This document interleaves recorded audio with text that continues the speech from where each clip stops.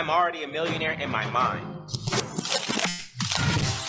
I don't see it yet, but I believe it now. In the same way a seed is called by its finished form, I'm accepting my divine inheritance as a child of God. I'm meant to have life and have it more abundantly. My treasure on earth shall correspond directly to the treasure in the heaven of my mind. Abundance is my birthright. Ashe, amen, and so it is. My name is Julian Gordon, and I'm author of Rich and Righteous: Spiritual Secrets to Mastering Money, Manifestation, and Your Mind. After becoming a multimillionaire through real estate investing, I was moved by God at the beginning of the pandemic to share my money mindset that allowed me to quit my job in January of 2009 at the bottom of the last recession and achieve full financial freedom. I own my mental real estate before I own any physical real estate. This book is like some of your favorites: Rich Dad, Poor Dad, As a Man Thinketh, Think and Grow Rich, and the Bible all in one. But the divine downloads and thoughts that are in here are 100% original and came for a 6-month period at the beginning of the pandemic. This book is normally $100 on Amazon if you went there right now, but I want to give you access to it for free by inviting you to our next reading group. Yes, the reading group is 100% free. Every weekday for 100 days straight, I'll be reading and discussing the 10 money commandments in the book that make money come to you in your life easily, more frequently, and abundantly. And it will take about 30 to 45 minutes as we read 3 to 5 pages per day until we finish the book and reprogram your mind around money. Why 100 days? Well, if you are 30 years old, you've lived for 10,950 days. And we have to deprogram and reprogram the negative, scarcity-based money mindset society has taught you. And I believe I can do that in just 1% of the time in about 100 days. I'm done with shelf help. You know, when you buy a book to change your life, but you never read it, it just sits on your bookshelf and collects a whole bunch of dust. We off that.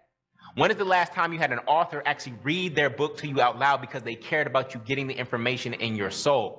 I'm not just here to get this book in your hands. More importantly, I want to get it in your head and your heart, because that's where the real transformation occurs, in the conscious and the subconscious mind. As scripture says, be ye transformed by the renewing of your mind. This is not the type of book that you just read once. To renew the subconscious mind requires repetition over and over and over. So if you joined us last time, I encourage you to join us again. I myself have read this book over 10 times already. So click the link to join our next reading group, and when you sign up, I'm going to give you the first 2 chapters of the book for absolutely free on what is money and abundance is your birthright, so that you can start your journey to a more abundant life today.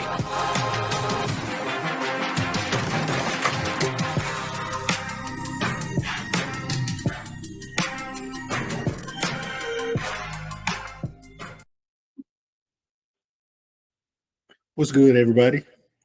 And just like that, we're back for another reading of the Rich and Righteous. We're on day 20. Day 20, the reading of the Rich and Righteous.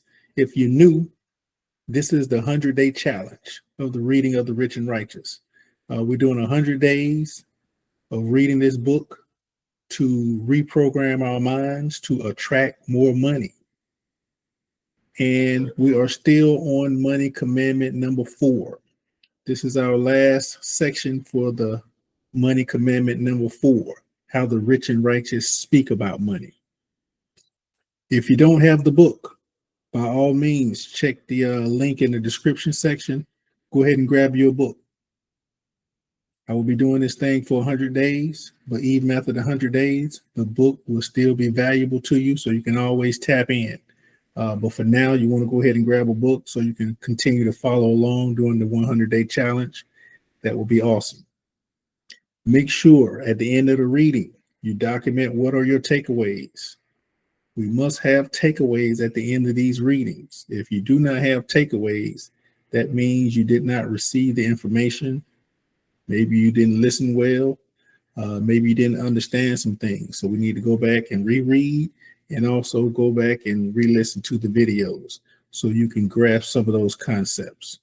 Everyone should have takeaways at the end of these readings. But without further ado, man, let's go ahead and get into the last section of money commandment number 4, day number 20, yay or nay. If you follow it in the book, page 175. We are actually going to read a chapter called Yay or Nay. We know that Jesus talks about the power of yay or nay, and that we do not want to be lukewarm. And so we're going to go into that today. If you're joining us for the first time, please type 0 in chat. We welcome you to this family. This is a rich and righteous family. We're seeking to create the world's wealthiest family with 100,000 people at $1 million net worth. There are all kinds of ways that people teach you to build wealth, these how-tos and the financial literacy. We focus on financial spirituality because if you get rich seed, right, you've had $1 million idea before, but you didn't become a millionaire yet. Why? Because that rich seed wasn't planted in rich soil.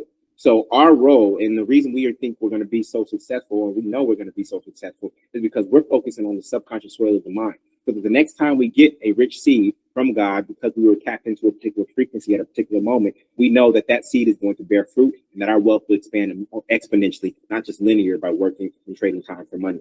So this is our approach to wealth, knowing that abundance is our birthright and that we are children of God. And so we are focusing on the mind. We're not even focusing on how to make money.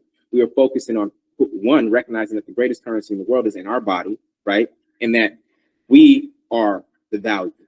And when we stand in and hold a certain way of being in this world, then guess what? That being leads to a certain way of doing, and that doing leads to a certain way of having. And we believe that that having is abundance. And Jesus said, I'm come that they might have life and have it more abundantly. And so we believe we are doing work that is in alignment with that statement. So we are on page 175. Please type I got it when you got it and you're ready to go. And let's start reading. The scripture for the day is Matthew 5:37. But let your communication be yea, yea, nay, nay. For whatsoever is more than these cometh of evil. Okay?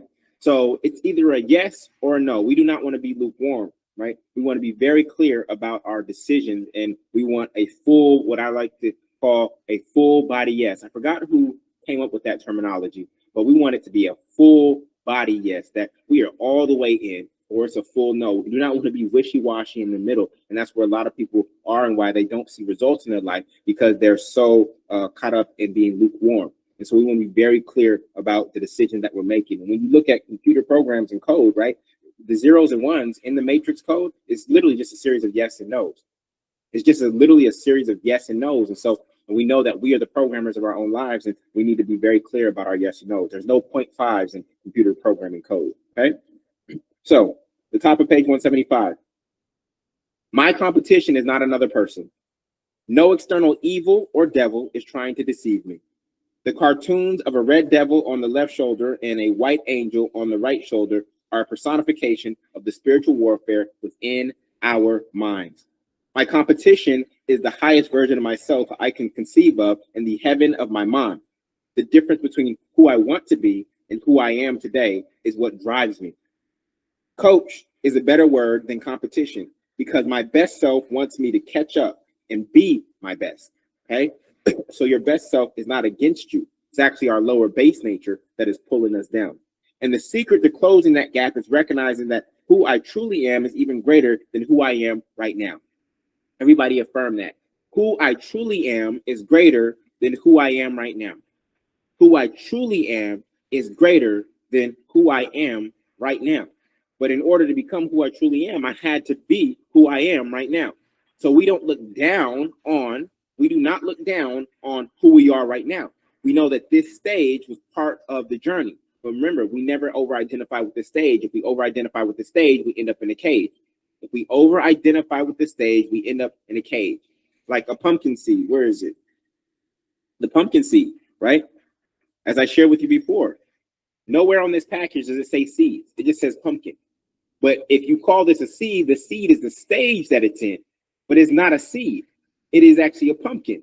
And so oftentimes we over-identify with the stage that we're in. And by doing so, we put ourselves in a cage, not recognizing that I am not only one pumpkin, I am multiple pumpkins, and that I will create even more pumpkins as the seed in me continue to expand and grow, right? So the secret to closing that gap is recognizing that who I truly am is even greater than who I am right now. This is why the Christ in you says you will do even greater things than these. Your higher self knows that you will rise up within yourself, right? So a lot of people look to Jesus as the exception, right? Jesus wasn't trying to be the exception. Jesus was trying to be the example, right? Why would he say you will do even greater things than these if he was just supposed to be the exception to the rule? Right? We are supposed to elevate to Christ consciousness, and we're supposed to have the mind of Christ. And for those of you like Christ consciousness is wishy-washy, scripture literally says we're meant to have the mind of Christ. And so when we have the mind of Christ, what is that? That's Christ consciousness. We are thinking about life from the highest level possible, from the highest point of the temple, which is our mind. We are thinking as Christ would think, right? That is what Christ consciousness is. So don't get caught up on this terminology and let that lead you down a road that you don't need to be going down. Christ consciousness is literally just being able to, anytime somebody has a wristband that says, what would Jesus do? Guess what that is? That's Christ consciousness. That's Christ consciousness. How would Jesus think about this situation? Okay, it's the same exact thing, just worded differently, okay, and approached differently. So, 175, second paragraph. If faith without works is dead, then faith with works is life. Acting on the truth will set you free. The truth alone will not set you free, okay? Acting on the truth will set you free. The greatest act of faith is acting on faith. The greatest act of faith is actually acting on faith. If you don't act on faith, you don't truly believe what you say you believe. Oh, I believe that I can create a company. I believe that I am ready for marriage. Well, if you don't act on it, then you actually don't have faith in what you say you believe. So now it is time to put these heavenly ideals and ideas into practice here and now down on earth. We know that Jesus said, I can of my own self do nothing. John 5:30, right? So even when you look at all the healings in the Bible, what did Jesus say? Did Jesus say, I healed you? For those of you who actually read the text, did Jesus say, I healed you? Congrats, I healed you? No, he said, your faith made you whole. So who did the healing? Who did the healing, family? Your faith made you whole. Your faith, not my faith. Your faith made you whole. Okay? So we know that Jesus said, I can of my own self do nothing. John 5:30. It's sourced right here. And the Father who dwells in me doeth the works. John 14:10. Right?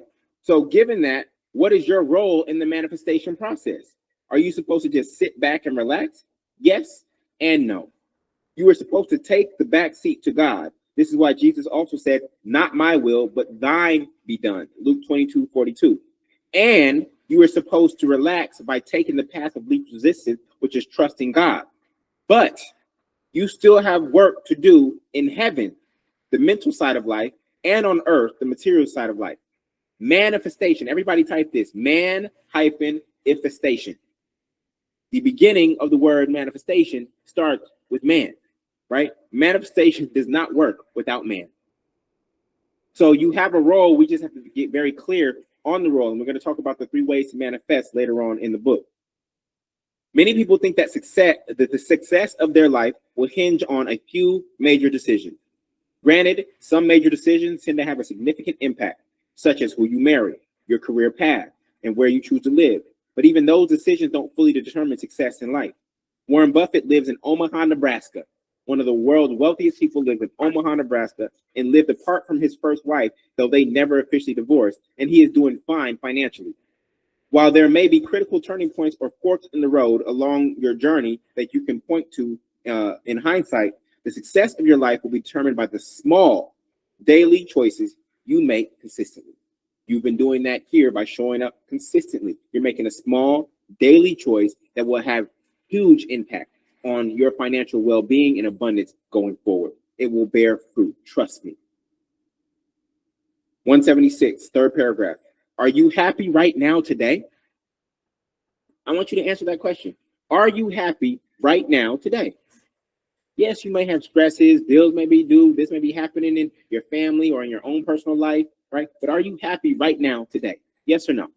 Yes or no? This is yay or nay. If happiness is going after what you want, then hesitation is the opposite of happiness, since it is not going after what you want. You know, they call it the pursuit of happiness, right?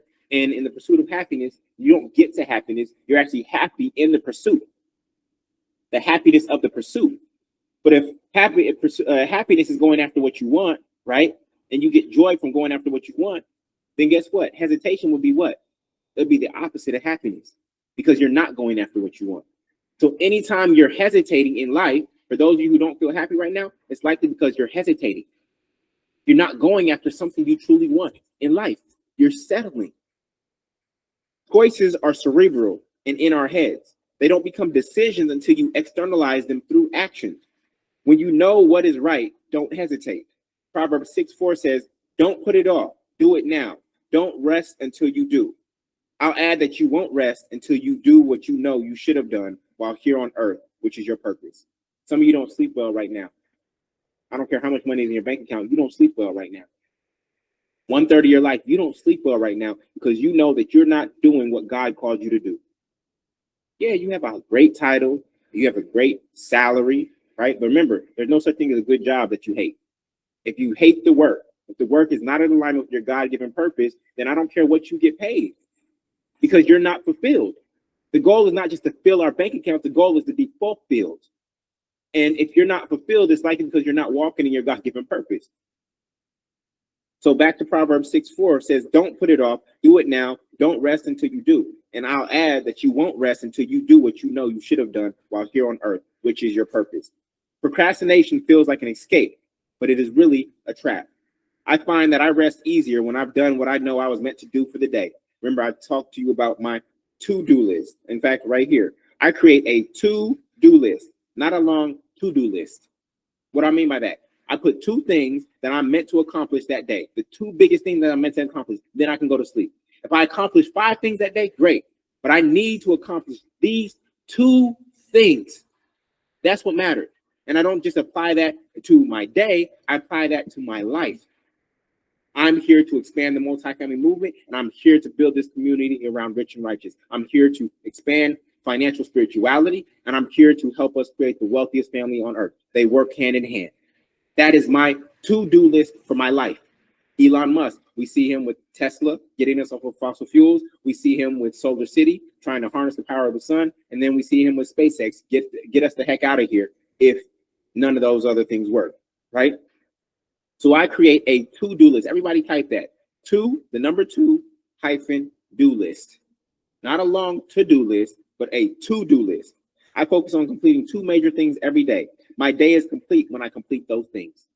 My day is complete when I complete those things. Okay? Top of page 177. Next to I am, the next 2 most powerful words, and we talked about I am yesterday, the next 2 most powerful words in the English language are yes or no. Next to I am, the next 2 most powerful words in the English language are yes or no. Your life is a result of a binary sequence of zeros and ones or yeses and nos, just like computer code, or how your DNA is a unique sequence of adenine, which is A, cytosine, which is C, guanine, which is G, and thymine, which is T. Your DNA is just a sequence of 4 letters or 4 structures, right? And genes either express or don't express. They are either on or off.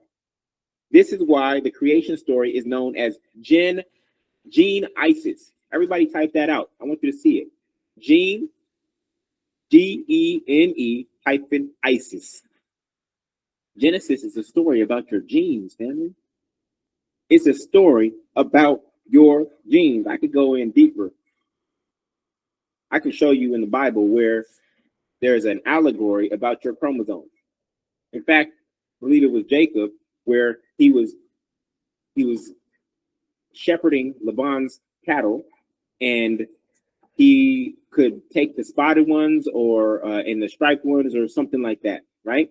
And what did he do to the poplar, right? He started stripping them, and he would plant them in front of the troughs as the animals were drinking. And what was that an allegory for? What other thick-like structures have stripes on them in our lives? Chromosomes. And what was he trying to do? He was trying to breed, right? Which is chromosomes expressing or not expressing. He was trying to breed a certain type of cattle that he would be able to keep in his deal with Laban. It was chromosomes. It was an allegory about how our chromosomes work. We know that the temple is actually our mind, right? We know that the garden is up here. We know that heaven is here. We know it's right there in plain sight, but it takes a minute, and some people are not ready to receive it, and that's okay. But here, if you look at the word Genesis, it's gene ISIS. It is a story of how certain genes began expressing themselves through mankind. In the same way, every day, you are making thousands of yes or no decisions. Before you leave home in the morning, There are hundreds of small daily choices that you do or don't make. Will I wake up early or not? Will I attend Read Rich and Righteous or not? Will I exercise or not? Will I meditate or not? Will I have floor time with my kids or not? Will I kiss my significant other or not? Will I make up my bed or not? Will I express gratitude or not? Will I drink water or not? Will I eat healthily or not? Will I check email or not? We think these small choices are insignificant, but because they are daily, they add up to be bigger than the big choices you may be waiting on. You can't get to a new crossroad in life without taking hundreds of steps to get there, right? You're waiting on these big choices. What job should I take? What school should I go to? Who should I marry? But guess what? It's the actual little decisions every single day that actually are more powerful than the big choices that you may be waiting on that are far and few between. These small choices compound like money. If you start with 1 penny and double it every 30 days, you will end up with $5,368,709.12. You heard me correctly. If you start with 1 penny and you double it every day for 30 days, you'll end up with $5.3 million. Okay? Momentum is magical, but first you must become aware of all the choices you are making or not making so that you can make them with intention. Every day, my base self and best self go head to head in the ring of life, and they shadow box. My base self, my lower self that doesn't want me to be anything, that just wants to take it easy, wants to conserve energy, right? And just wants to be lazy. And my best self that actually wants to put in the work, be in alignment with God, walk in my God-given purpose. They go head to head every single day. It's me versus my inner me. I can choose the low life, the easy road, or the high life, the high road. I'm not undefeated. I'll be 100% honest with you. I'm not undefeated, family. I have my days. But each day I wake up and simply try to win the day. Sometimes my lower self gets the best of me. How many of y'all have days like that where your lower self gets the best of you? Right? It happens. But this is a long-term game. It's not just a one-off game, right? We're playing the game every single day. Sometimes my lower self gets the best of me, but overall, I have a winning record. Everybody type, I have a winning record. Everybody type, I have a winning record, right? It's not about having a perfect season. It's about having a winning record, okay? The more my best self wins, the weaker my base self becomes. Yay or nay, yes or no, best self or base self. Those are always your two options. Every single decision that you make is between your best self or base self. That is it. So as you look at a decision and you come to a crossroad, is this leading me to my best self or is it leading me to my base self? And you want to act accordingly. The more you choose your base self, the more basic your life will be. The more you choose your best self, the more you will live your best life. It's that simple. You stop waiting to win the lotto, stop waiting for the right man or woman, stop waiting for the promotion. Focus on these daily decisions. And if you make enough consistent decisions to get to your best self that are in alignment with your best self, you will become your best self. It's very simple, but we make it complex, right? Even in baseball, more runs are scored through a series of hits than they are home runs. Now, home runs are exciting, and I hope you have some home runs in your life. They're a beautiful thing. But usually there is a sequence of hits that produces a run. These little choices ultimately shape your life. Matthew 5:37 says, but let your communication be yea, yea, or nay, nay, for whatsoever is more than these cometh of evil. So when you're being wishy-washy, you're in a vulnerable space of evil because you are not being decisive. We know that the word decide literally means to cut off, right? If you look at the suffix of the word decide, side, pesticide, homicide, genocide, when you actually make a decision, you are cutting off the other possibility. That's what it really means to make a decision. But a choice is cerebral. A decision is when you actually act on that choice. You have to externalize that choice through action. Stop standing in the land of limbo. Stop standing in the land of limbo. I might go this way. I got a plan A and I got a plan B and I got a plan C. I don't have a plan B, family. I have a plan A and I'm fully committed to that plan A.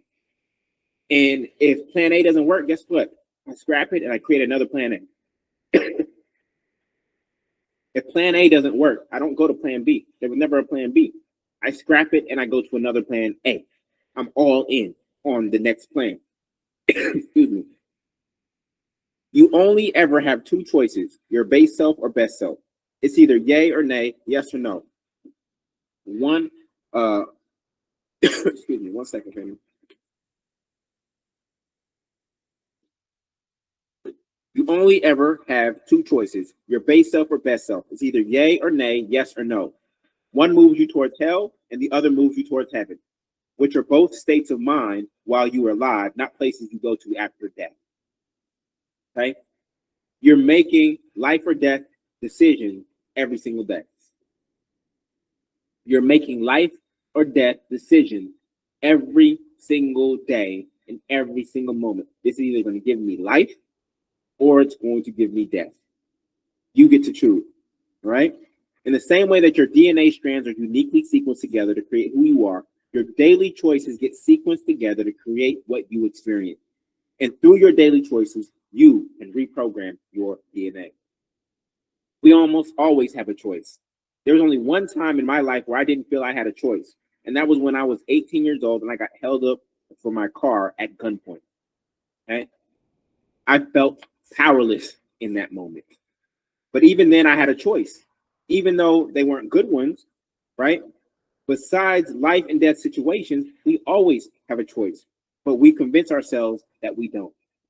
Okay? So you're saying you can't change your job. You're saying you can't do this. You can't do that. You can't do this, right?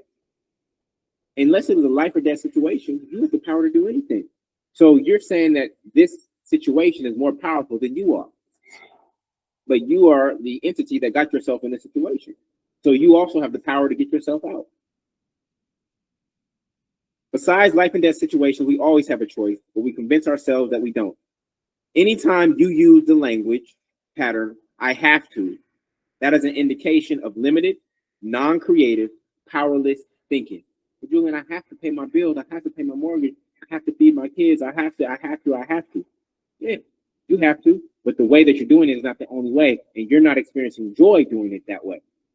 Do you believe that there's a way to walk in your God-given purpose, be experiencing joy and abundance, and do all those responsibilities that you feel you have to do?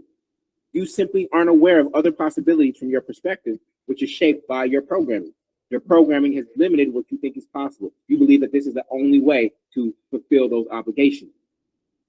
There's a spectrum of probable, possible, impossible, and infinite possibilities in which we categorize everything we want in life.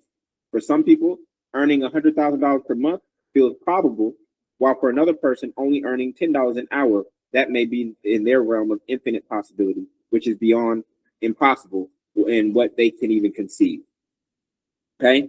So there are people out here, $100,000 a month is like a norm. And then there's somebody who's earning $10 an hour who can't even conceive of that. It's in the realm of infinite possibility. You want me to read them again? Okay. There is a spectrum of probable. Yeah, I could make $30 an hour, right? Then there's possible. Yeah, one day I could get it up to 100. That's possible. Then there's impossible. $1,000 an hour. How would that ever? Who makes that, right? And then there's infinite possibility. Jeff Bezos amount of money, $1 million an hour, right? Whatever it is.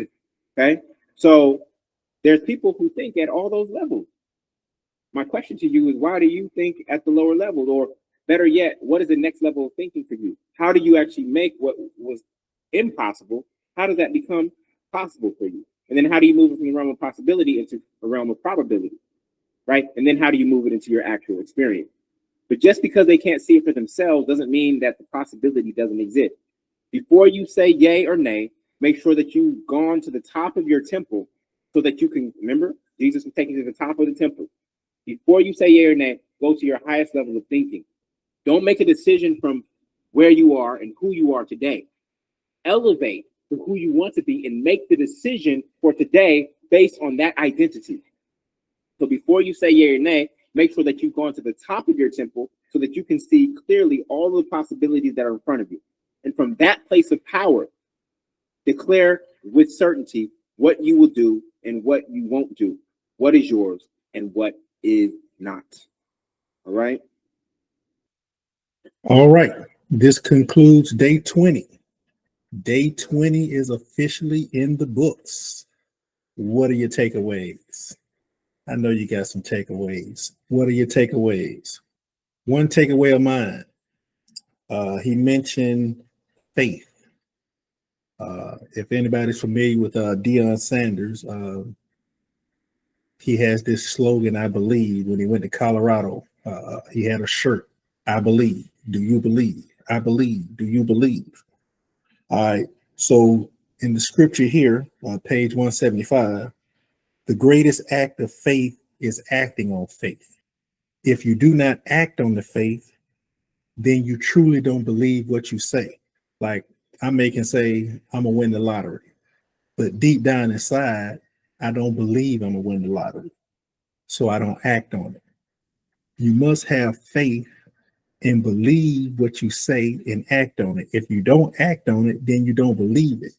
And if you don't believe it, it won't materialize. Definitely a takeaway for me there. Another takeaway, I like the fact that he talked about the to-do list. You know, everyone has a to-do list, but sometimes our to-do lists are too long.